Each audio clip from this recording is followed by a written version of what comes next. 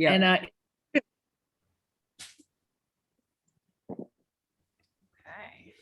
Oh, no.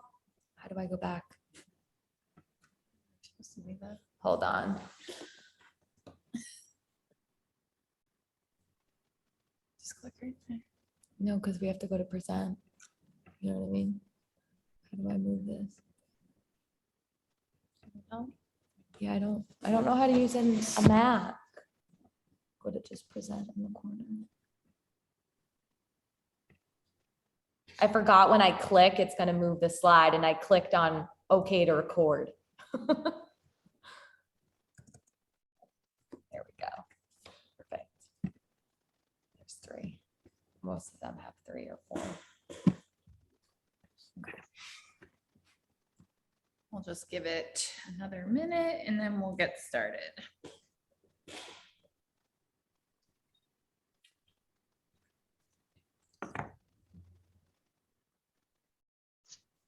Is your watch still working or no? Yeah, I actually did. Was it just dead? Wicked, I guess. Normally it turns right back on.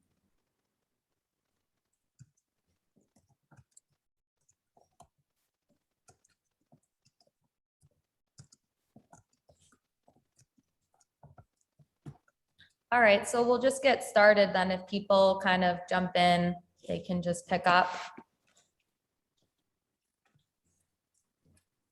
So today we'll be talking about how the desk job could be potentially hurting your golf score. We'll be unlocking 5 tips to improve your golf game. So we'll start with a little bit of an introduction. So I'm Ashlyn Tersini. I'm a physical therapist assistant. I'm Sarah Clayton. I'm a physical therapist. And together we both make Clash Physical Therapy and Health Services. We are located in Worcester. Hey, good on you. Nice. Did someone just Yeah. join? Did somebody have a question already? If you guys could just mute yourself unless you have a question like Yeah. regarding the material, that'd be awesome. So I'll continue unless anyone has a question already. So both Sarah and I, we have a huge passion for overall health and wellness. We believe the human body to be incredibly resilient. We know that with the right approach and the right tools, you can get back to living your best life.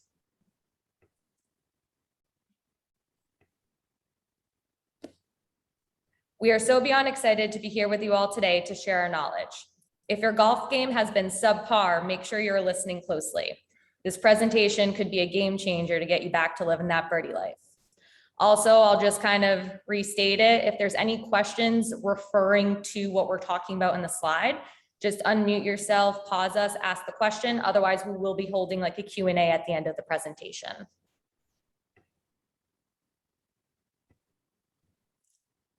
So today we're going to be going over the 5 tips: core strength, thoracic mobility, hip mobility, hip strength, and big toe mobility.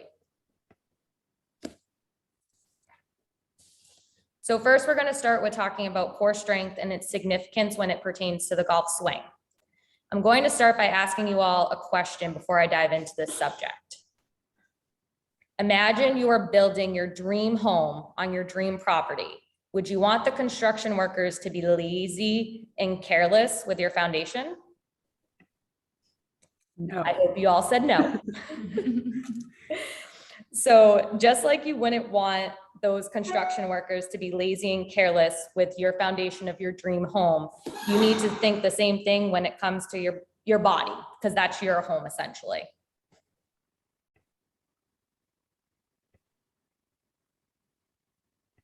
So with that being said, your core is your foundation. A strong core is important to be able to enable that transfer of energy from the ground to the golf club for an accurate swing. And here we have a picture of a nice swing, golf swing. So when it comes to addressing core strength, one of the first things that both Sarah and I will be looking for is pretty simple. We start with the basics. So isolating your abdominal muscles. So what we'll do here is we'll lay people down on their back, like as seen in this photo that Sarah's demonstrating. And then we'll cue them to create tension in their stomach.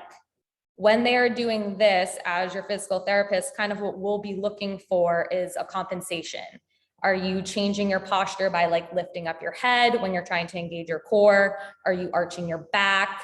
Are your toes kind of scrunching into the ground? So we'll kind of assess that. So if someone can perform this without any compensation, pain, or anything, we can progress the movement. If not, we stay here. And sometimes we'll even add on some diaphragm breathing when trying to isolate the abdominal muscles, but we'll talk a little bit more about that addition of diaphragm breathing later in the slide.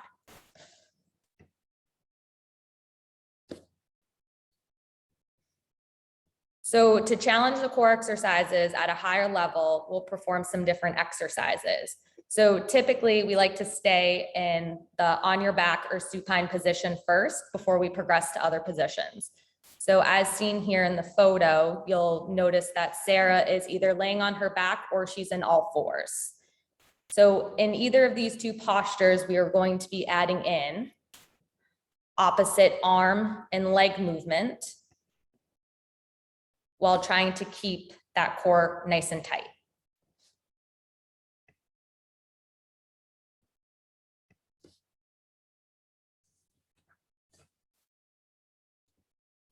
So then we'll continue on.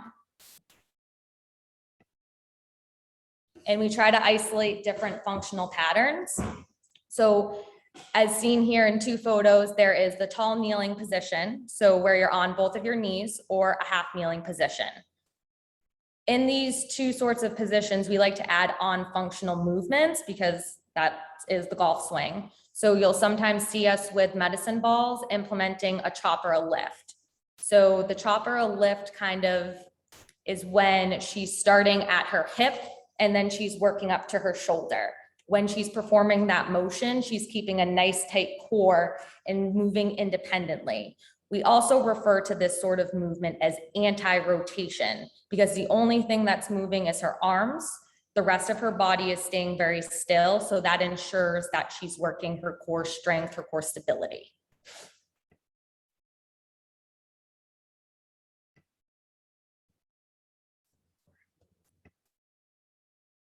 So next, so once we master those previously mentioned postures, then we work towards more of a standing posture. When we get to that standing posture, that's when we can start to isolate some more rotational patterns. I also want to add that we only progress to rotational patterns if the patient can master anti-rotation. So when we are working on rotation, you're using things like a medicine ball. We can use a pulley system, resistance band, any sort of things that allow you to move through the motion. So as seen here in the picture with Sarah, we're using a medicine ball. So she's starting off standing. She's in a slightly hinged position where her hips are back past her heels. And then from there in the second picture, you see that there's a rotation occurring. So she's moving through her big foot all the way up to her hip. And then her arms are also going along with the motion too. And with this, we are cueing, keeping that abdominal brace, like I had mentioned previously, hip strength, things like that.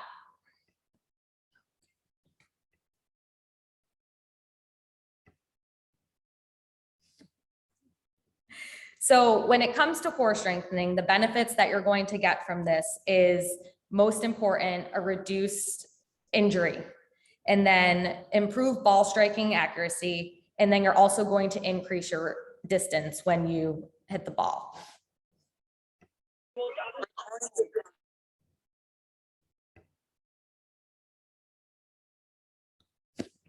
Okay, so next we're going to talk about thoracic spine mobility, which you'll hear me sometimes mention it as T-spine mobility. The thoracic spine is essentially your mid-back. It's made up of 5 different components. So you have your cervical spine, which is your neck. You have your lumbar spine, which is your lower back. Then you have your rib cage. And then the scapulothoracic, which is your shoulder blades. The most recent evidence from TPI or the Titleist Performance Institute has revealed that thoracic mobility is crucial for proper motion in the golf swing. So with that being said,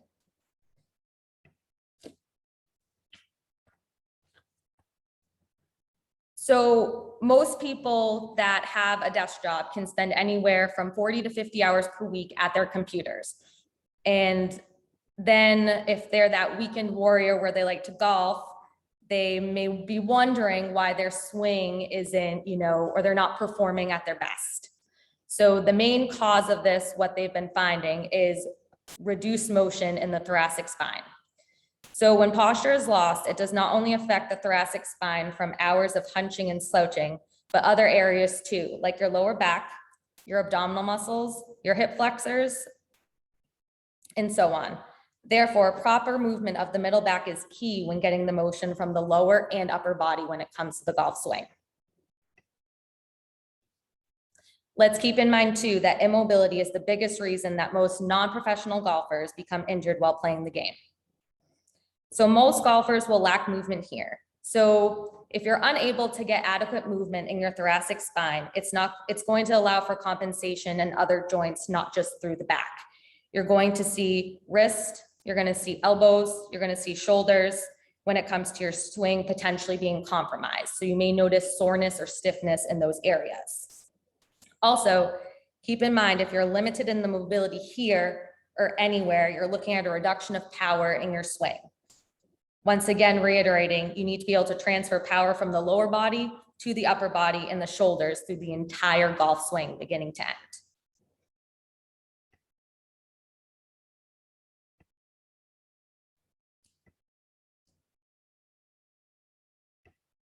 So when it comes to thoracic mobility, there's two kind of go-to movements that we'll give to our patients. So as seen here, we have in the all fours position.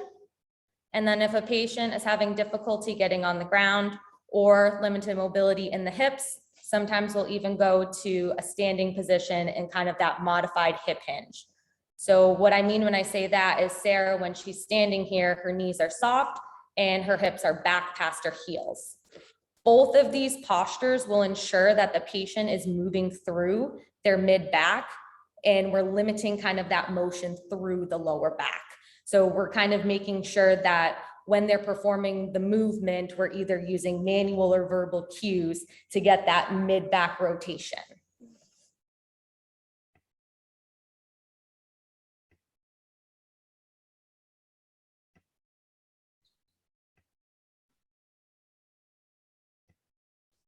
So in your thoracic spine, we don't just have rotation, we also have extension and then flexion. So two things that we'll do here is that we'll utilize a foam roller. So once again, in that modified all fours position to improve that extension. So if I demonstrate from the side, you're getting to that up straight, where at a desk, if I was at a desk, typing at a computer, screens in front of me, if it's not ergonomically set up, you're going to see more of that hunched posture. So it's going to make it more challenging to get to that upright posture to then being able to rotate when it comes to your swing. So these are two movements that we will implement when we're trying to improve that extension. So in the second one, Sarah is standing up, and you can utilize a countertop, a desk, a table, and once again, just kind of like sitting back, weights in your heels, hips back past your heels. We'll incorporate some breathing here too to get the patient to relax. And we're just looking for gentle stretching, no pain or discomfort in either of these two positions.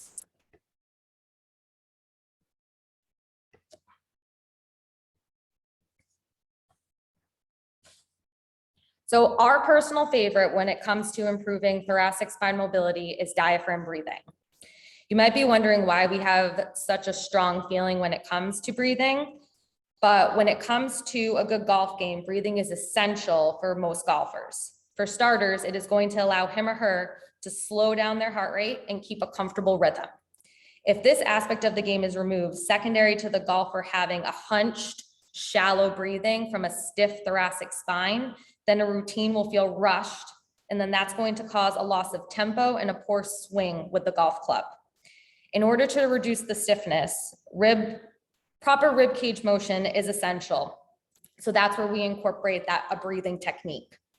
So as we know from what I've previously mentioned, the ribs are attached to the thoracic spine.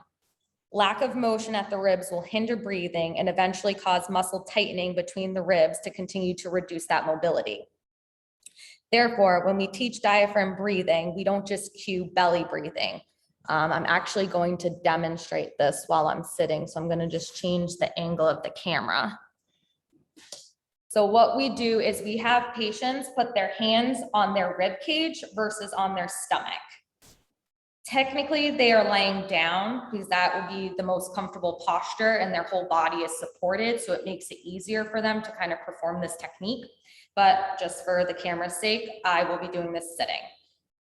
So my hands are on my rib cage. What I'm going to do here is kind of relax the tension in my jaw.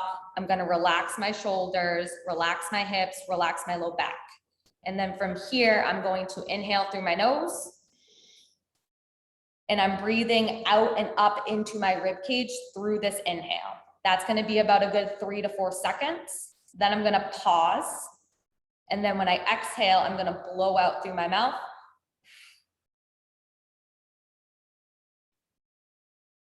And I'm using my hands to kind of drop my rib cage down and in. So I'm getting that motion, like I was just saying, through more of the rib cage versus just kind of belly breathing and potentially just arching and flattening through my back. There is a video too that I have provided. It is a little bit long, but it does go over some of the same cues and things that I just did. A phrase that Sarah and I both use a lot in the clinic when we are teaching diaphragm breathing is smell the flowers and blow out the candles. So now we're going to get into the lower body, and Sarah will be talking about that. All right. Let's get right into it. There we go. So when you work at a desk all day, it's going to reduce your strength and your mobility, not just in your spine, but in your hips. So you're kind of always sitting. Maybe you're not set up in the best position. Most of the time, that's going to reduce your internal rotation, but it may affect your external rotation. You need both. You need full range of motion if you're going to get the most out of your swing. So if you don't have that range of motion when you're trying to wind up, you're going to compensate and you're not going to be able to hit the ball as far. You might, move into your knees or your lower back. And if you do that all the time, it's going to start to hurt somewhere. You're also going to lose power. So it's like if you're driving a car and one or more of the wheels has a stuck brake caliper, like you can still move, but the longer you do it for, the more damage is going to happen, right? So this motion is important. So we're going to talk about a few different drills. The first one we're going to go over is standing at the wall with rotation away from and over your stance leg. The second one will be laying on your back, your feet planted inward, outward, a grapevine walk, and a modified hinge position with rotation in and out. So there's kind of different variations. Most people should be able to do these pretty effectively, without causing any harm to themselves if you guys were to attempt these. So the first one, standing at the wall, you're going to set yourself up so that your hands are fixed on the wall. You want to keep your shoulders squared up with the wall when you do this. And then you're going to bring your knee up to about 90 degrees. And then you're going to rotate that knee across your stance leg and then away from your stance leg. So you're basically imagining like you're pivoting on your stance leg, pivoting over it as you bring the leg across and then away from it And that's why you want to really focus on keeping your hands fixed and your shoulders squared up so that you're not moving through your spine, that you're rotating on your actual hip. The next one is a little bit simpler. It depends on how stiff you are. So you might want to start here if you're feeling like that other one is a little bit too challenging, or you're feeling really stiff, like you're not getting as much out of it. And what you can do is just lay flat on your back, keep your feet flat on the floor and kind of spread your legs out. And with your feet fixed on the floor, you're going to drop one knee in towards the middle, which you can kind of see Ashlyn doing in that first picture. And that's your internal rotation. And then you're going to drop your knee out to the side. And you're going to do all of this while keeping your foot fixed on the floor, okay? So that we're getting motion at the hip and you're not just flopping your foot back and forth. Grapevine walk. So this is like the over-under walk.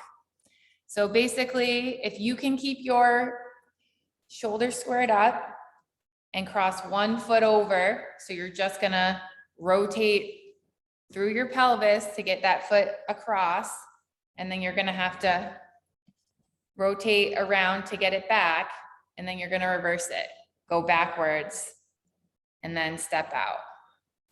So this is a good kind of more active way to move into some of that mobility. So it's going to help you kind of signal to your nervous system, to your brain, that you would use this mobility when you're upright moving around.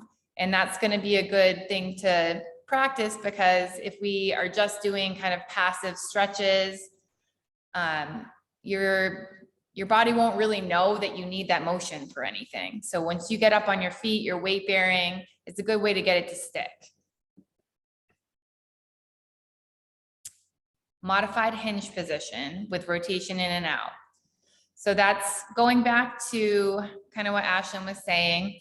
The hinge position is where your back is flat, you've got some weight in your heels, your butt is kind of behind your heels. So you're really flexing through your hip more so, and you should get good tension on the back side of your leg in this position. This is a good power position too. Once you're in a hinge position like this, you're really loading your glutes, and that's a good thing to do if you want to generate power, right? We want to get our power from our hips. So what you do is set yourself up so that your feet are staggered, your weight is on your front foot, you kind of lean forward with that flat spine, your butt is back. And once you're in that position, you're just going to rotate towards your front leg and then rotate away. So this is a really good one if you can get into it, because that's essentially what you're going to do when you're setting up to swing, right? You're rotating into one hip and then you're rotating away from that hip. So you want that mobility and that strength in order to have an effective drive.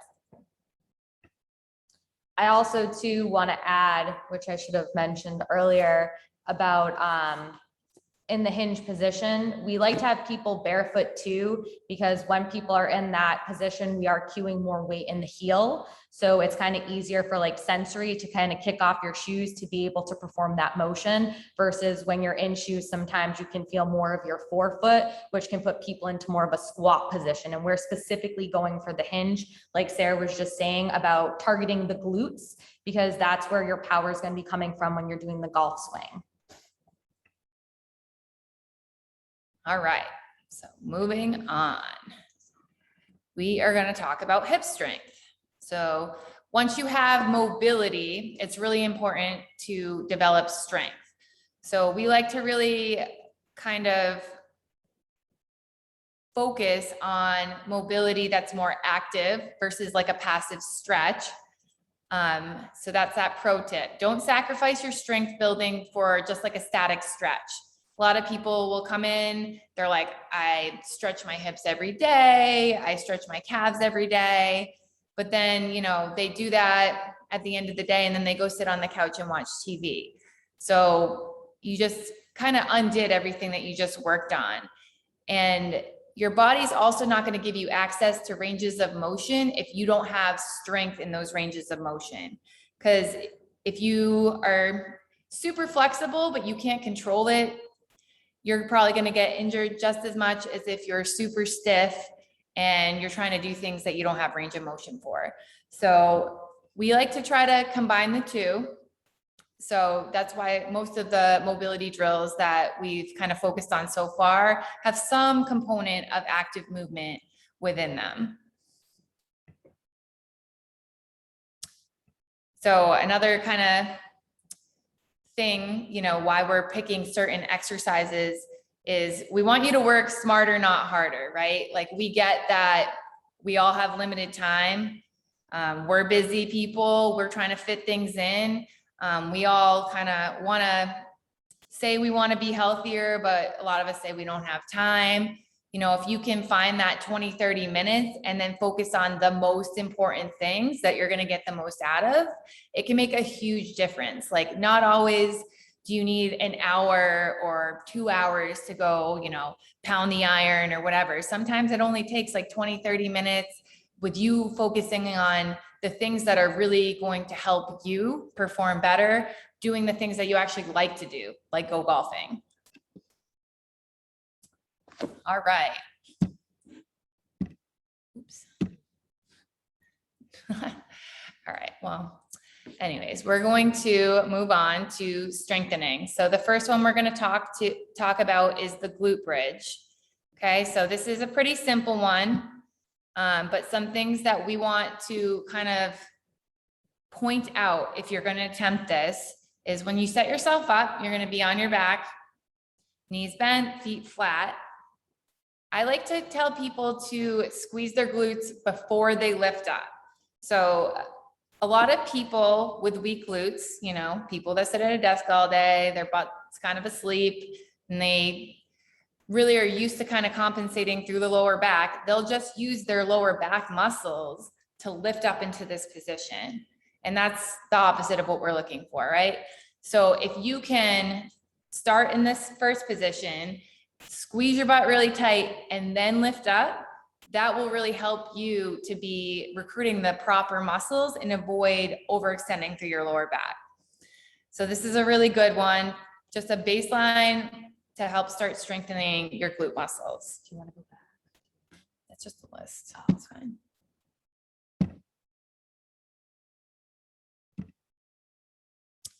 Okay, standing three-way hip with a band. So there's 3 cones here, as you guys can see.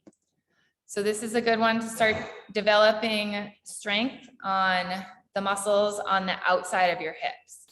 You have a lot of rotation muscles that are on the sides of your hips, and those get really weak, especially when we're sitting all day. And then when you go to do something like swing a golf club, you need those muscles to help generate power and transfer energy in order to effectively hit the ball. If those muscles are weak, it's not going to be very effective. So we kind of set these cones up so it'll be really obvious where you're going to point your toe when you're doing this. But you would again want to get in that hinge position because that's a position of power. That's an athletic stance. You're going to maintain that hinge, and then you're going to tap out directly to the side of you, bring your foot back to the middle.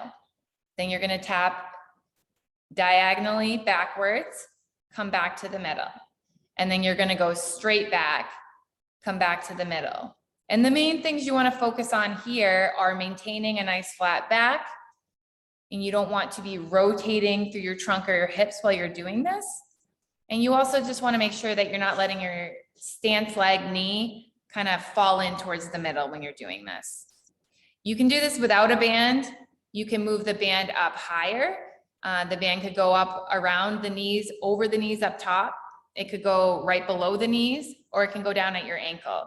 Obviously, if you add a band, that's adding a little bit more resistance. So that's going to build a little bit more strength. The lower the band is, the harder this exercise will be.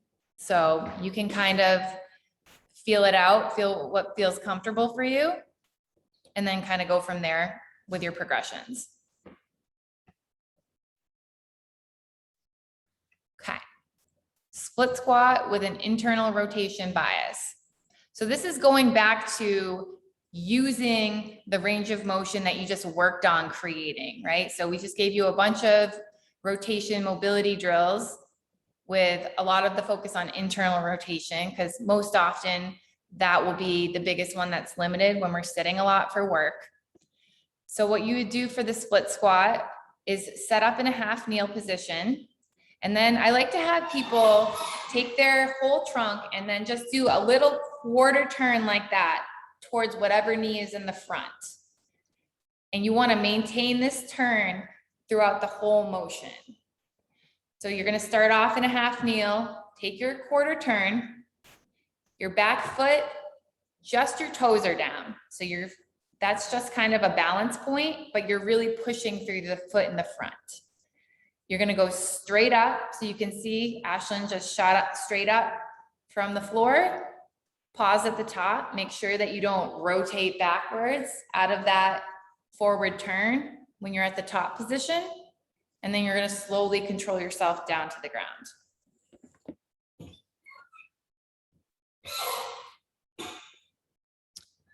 Lateral squat. So for this one, you're going to set up nice and wide. You need your feet to be kind of like as wide as you can get them. Try to have your feet facing forwards. And then you're going to go squat to one side. So you're going to lean all your weight kind of into that heel. You're going to let your trunk come forwards, but you want to avoid rounding through your back. And you can see in the second picture, Ashlyn's opposite leg is straight. So she's not going to bend that knee as she leans onto her left foot to squat down to that side. And then from that position, she would just push through that outside foot to bring herself back up to the first position.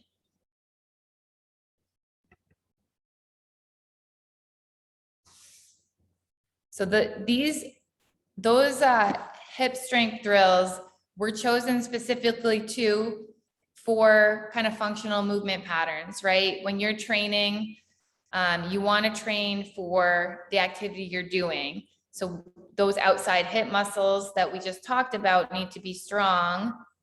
You want that internal rotation. You need strong legs. So we're doing motions in different planes. So that squatting motion is kind of, up, down, your knees bending forwards, backwards. And then we're going to do a lateral motion that's side to side. So we're covering different ways of moving. So when you're going to swing the club, you're strong in different motions. All right, big toe mobility. This is the real game changer, people. So pay attention for this one. If you're feeling weird about your feet, I need you to get over it right now. Why should you care about your big toe? Well, for one thing, when you're walking, you need toe extension just to walk normally.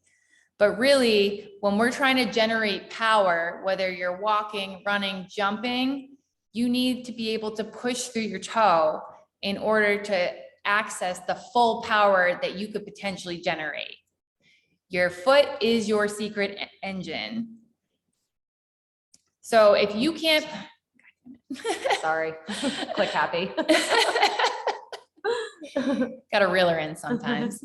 So if you can't push through the ground all the way through your foot, you're going to end up leaking energy. So that's going to mean that you're going to perform less well. So shorter drives, but it's also going to mean that you're compensating. You're leaking energy somewhere. That could be through your knee. If your knee ever feels achy at the end of the day, this could be the problem. It could be through your lower back. Any of those things could be happening in order to make up for that lack of range of motion. So we're going to talk about a few ways you can improve that now. So 4 things. There's a ball on foot drill.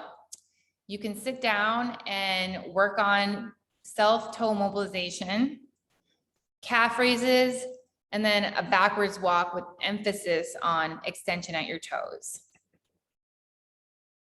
Never hurts to take your shoes off either and just walk around your backyard. Recommend that doing that daily anyways, especially while it's nice out. It's good stimulation for your feet, and it's also going to help with your general strength of those little muscles in your feet.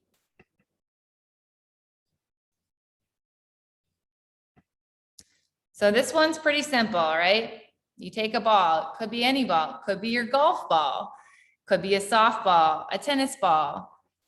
The harder the ball is though, the deeper you're gonna feel it. So you don't want this to be super aggressive. It shouldn't be super painful. You can kind of adjust the pressure when you're doing this based on how you're feeling.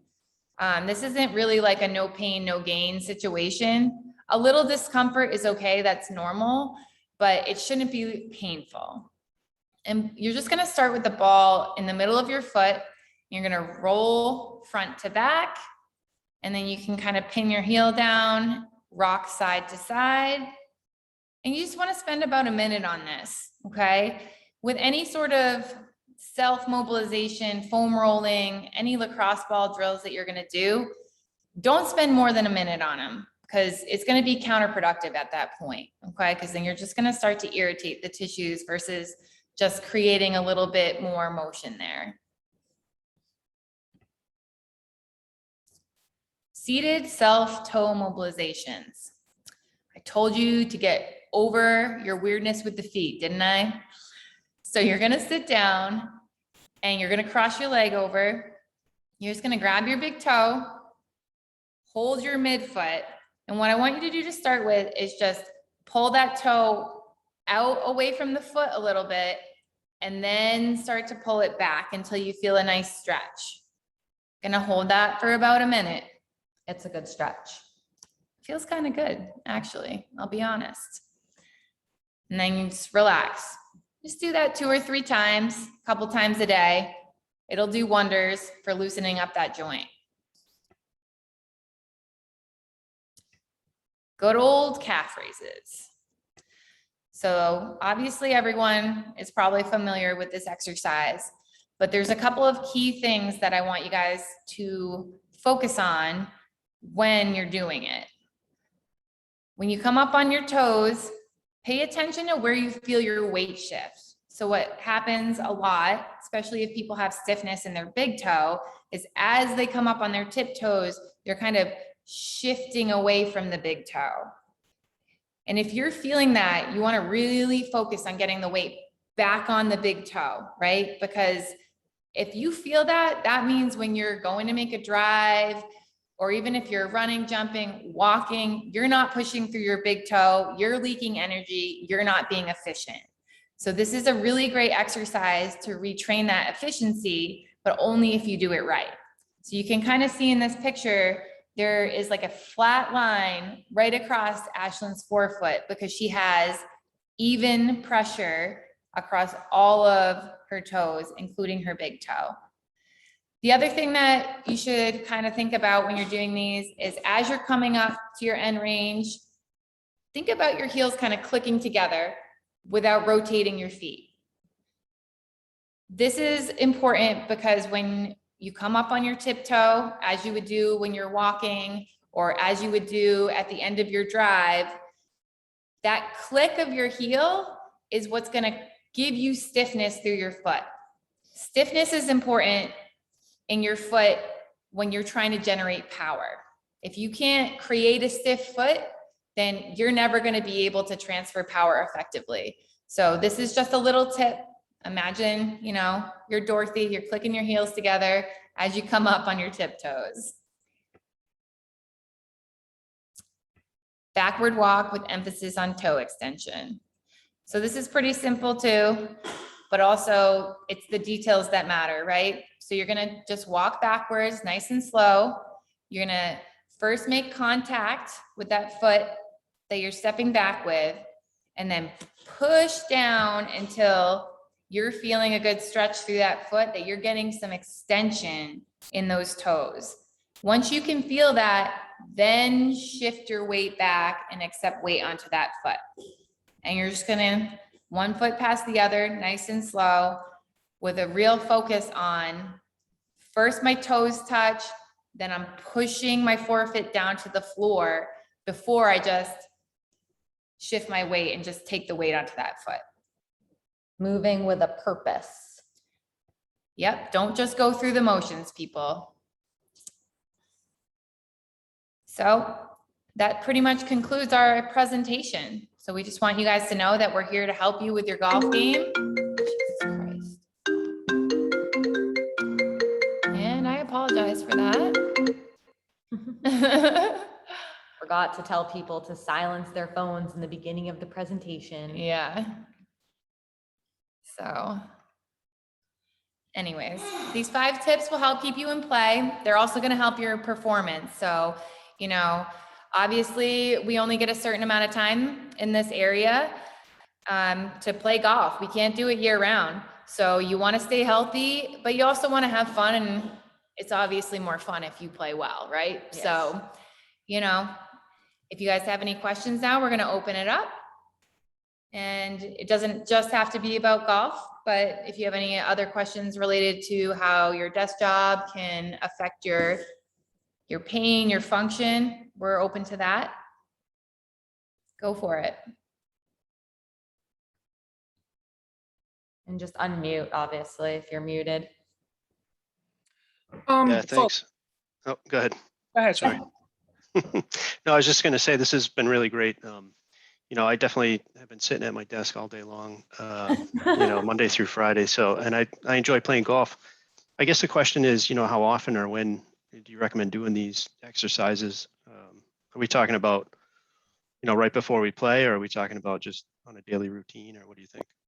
Both. So making it a part of your daily routine. And then there are definitely some of, especially the mobility drills that you could do on the golf course, like prior to teeing off, for sure. Mhm.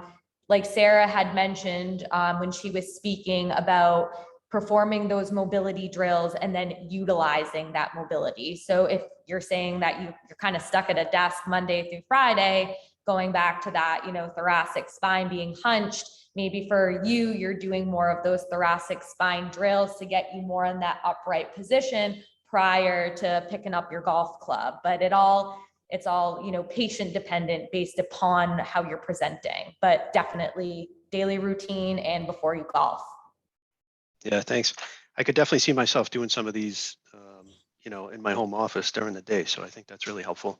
And that's also too why we try to pick certain exercises. You know, we don't want you to have to like go out of your way and have all this unnecessary equipment. If you can utilize things within your household, or just, you know, stand up from your desk and perform them, that convenience part is important too, especially, you know, we all have busy lives. So we understand that.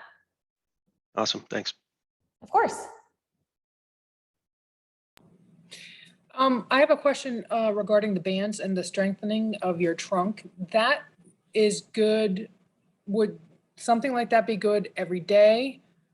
Or is that just because in general, like the trunk, since I'm middle-aged and I work at my desk all the time, I would think that that would just be productive for me to do that, but I'm not sure. I've never really worked with bands.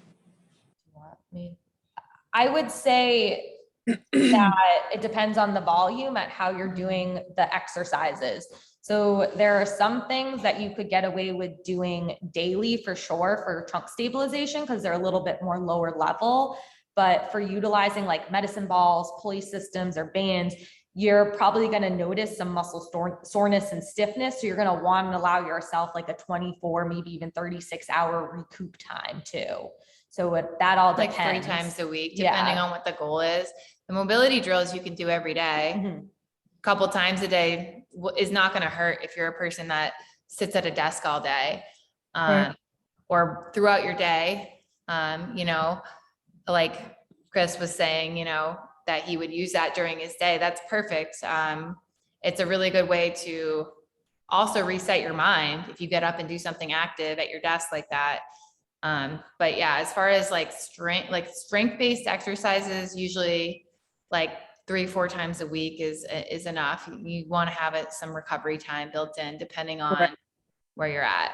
Something that I'll give patients to do daily if they're having difficulty like isolating any trunk or core stabilization is back to when I was talking about that like abdominal brace, just creating that tension. And then I'll add on some breathing too. So that's something I'll give people to do daily to get used to creating the tension. But it's, you know, you're doing it for like a minute, maybe once or twice a day. You're not doing like 20 reps or anything like that. It's just building that mind-body awareness. So that's Okay. something you gotta get away with daily. Right. Okay.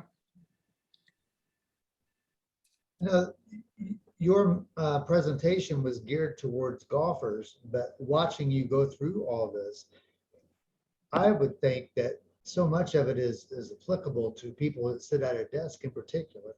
What are some of the trade-offs, you know, for as we all age to not adhere to these mobility exercises and just get out there and try to be active again, whether it be golfing or just going to the gym and doing different things? Some advice? So, what I usually tell people, like when it comes to stuff like that, is like, doesn't matter what it is. Usually like golfers they're doing like a high volume during the season, right? Like they'll sit at their desk all day and then they'll go golf 18 holes and they'll do that like 4 days or 5 days a week.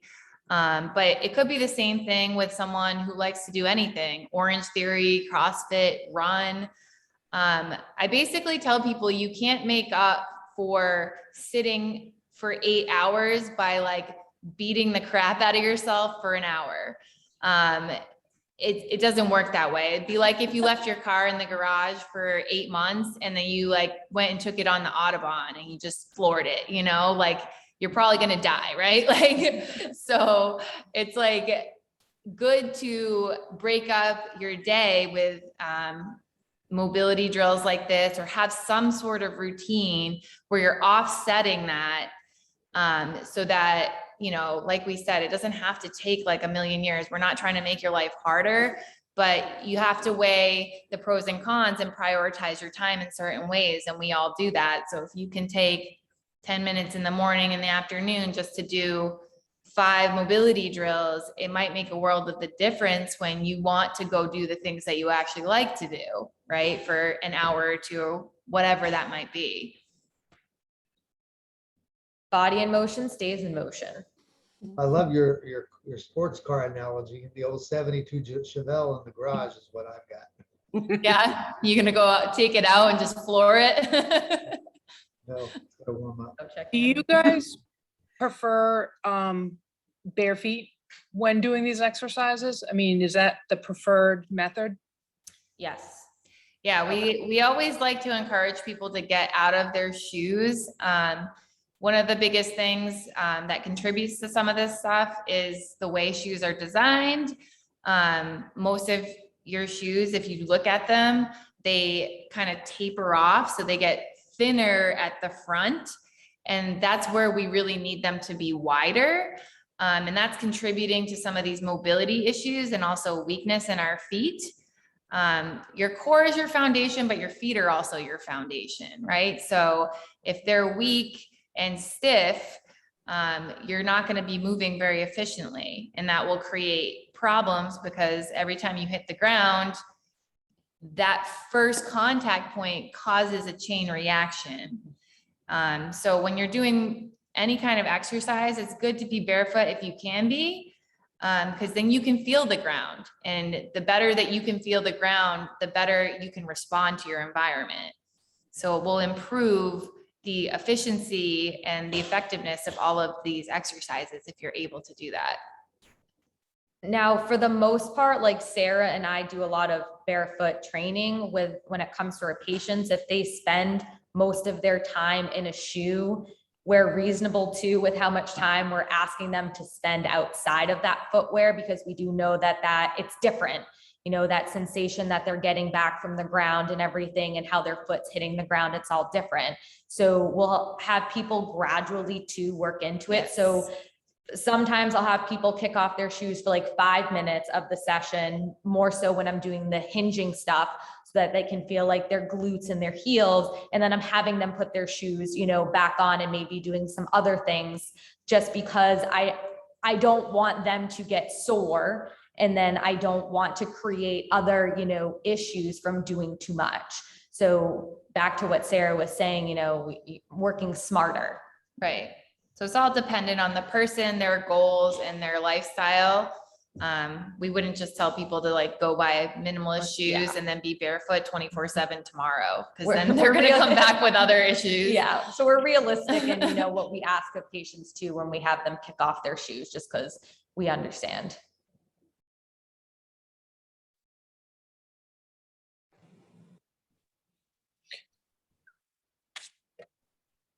Any other questions? Sarah, I Yeah, thought you had one earlier, no? Yeah, I'm just had your raised worst nightmare because as a 54-year-old, I decided I was going to try pickleball. I think this was. That sounds like 18. my biggest dream. Go on. So whatever, I'm not a super athlete. I was athletic back in the day. I started playing, loved it, like played a lot, fell a couple times, bounced right back up, and then like weeks later, I'm like, ooh, ah, ooh, ah. So first of all, I have zero core, like zero. So I know that your core supports everything else. So I'm sort of asking for the quick fix on how to get a core quickly because mama has none. And that little dead bug exercise, that thing I've done. And I mean, it works great. And It's a I'm it's a killer. it's effective. Yeah. Yeah. So I stretch in the morning and then I stretch at night. I stretch and do some of those mobility exercises and before I hit the court. But how can I, like, what else can I be doing to build a core or find it, not really build it? I got to make sure I have one. So honestly, I mean, I could give you a list of core exercises, right? Because Sarah and I have this like never-ending library inside of our brain. But it's kind of specific to what you may need for you. So yes, like the dead bug and bird dog, like those are places where we'll start off with people, but there's like progressions and regressions of all exercises. And like sometimes when we put people in certain postures, we'll notice either another strength or a weakness. And we're like, hey, let's try something else. And like, we try to make things like 99.9% of the time very specific to the patient. So I can only right now like see your neck up. So I don't really know. That's all you want to see.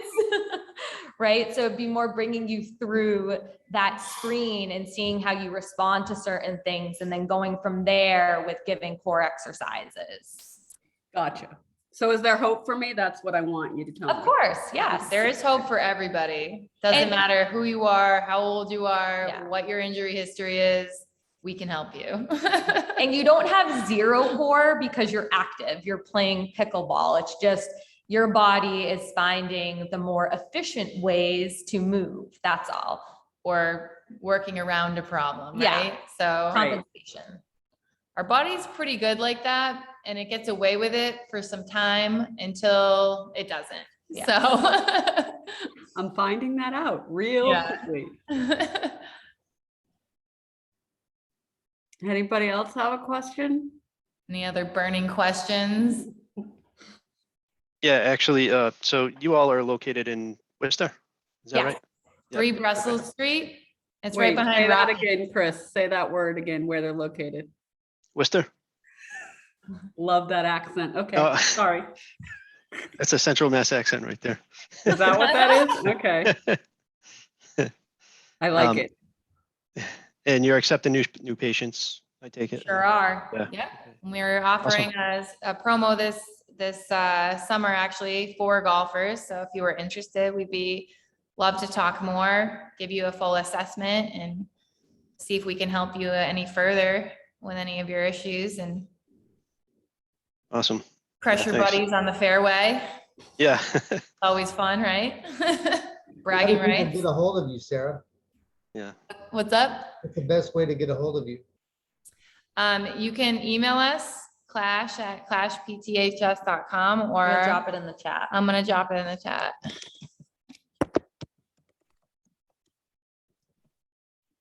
Or our phone number.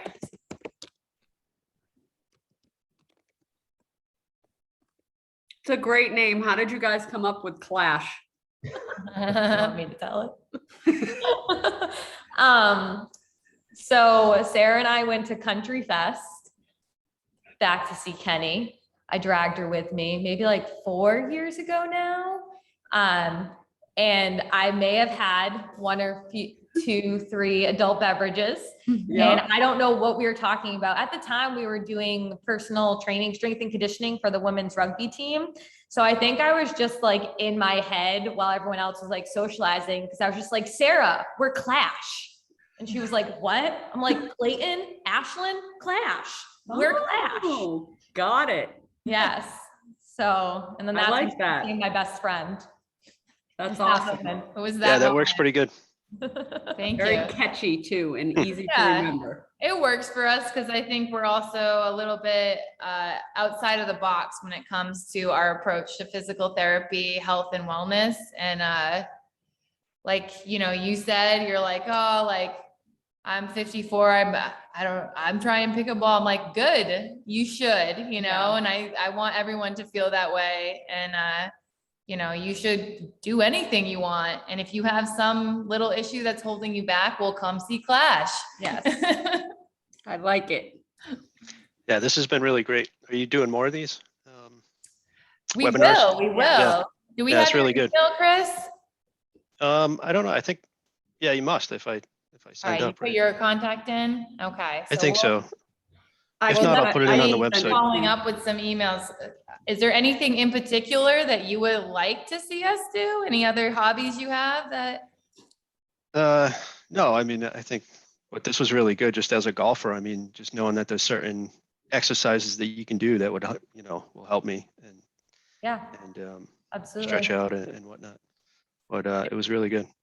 I found the feet where you base so much of your attention on, you know, like your big toe and stuff like that. I'm starting to realize that a lot of the things, like I walk and I run intermittently, and I realize that my shoe apparel, how I'm keeping my feet, you know, it's so important. And so when you guys were talking about that, I was like really paying attention about the big toe. Cause I mean, I'm like I said, I'm getting older, so it's, yeah. Yeah. There's certain footwear too that you can buy, the Ultra, Ultra, ALTRA. That's one of our favorite brands for like walking. running.